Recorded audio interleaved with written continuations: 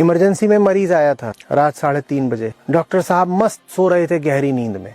अस्पताल से फोन जाता है, मरीज आया है, हालत बहुत खराब है, बचने की संभावना बहुत कम है, डॉक्टर साहब जल्दी आइए। डॉक्टर साहब बोलते हैं, अरे जब बचने की संभावना बहुत कम है तो मेरे आने से क्या होगा। श्री कृष्ण कह रहे हैं ये तर्क कभी मत चलाना। तर्क ये भी तो हो सकता था ना कि बचने की संभावना बहुत कम है तो फिर मैं उड़ कर आ रहा हूँ, 10 मिनट में आता हूँ, 4 मिनट में आऊंगा। एक तर्क ये हो सकता है, अरे जब उसे बचना ही नहीं है तो मुझे क्यों परेशान कर रहे हो रात में।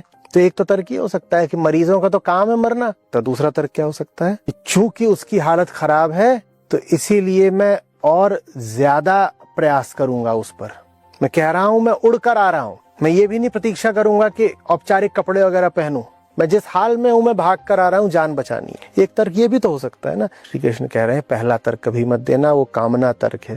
ये दूसरा तर्क देना, ये करुणा तर्क है। और तर्क तुम दोनों ही दे सकते हो। करुणा तर्क कहता है 1% अभी है ना संभावना, 1% है ना, काफी है। 1% भी संभावना है तो काफी है, नहीं छोड़ देंगे। सत्य का सूरमा वो होता है जो कहता है उसको भी तार दूंगा जो तर नहीं सकता।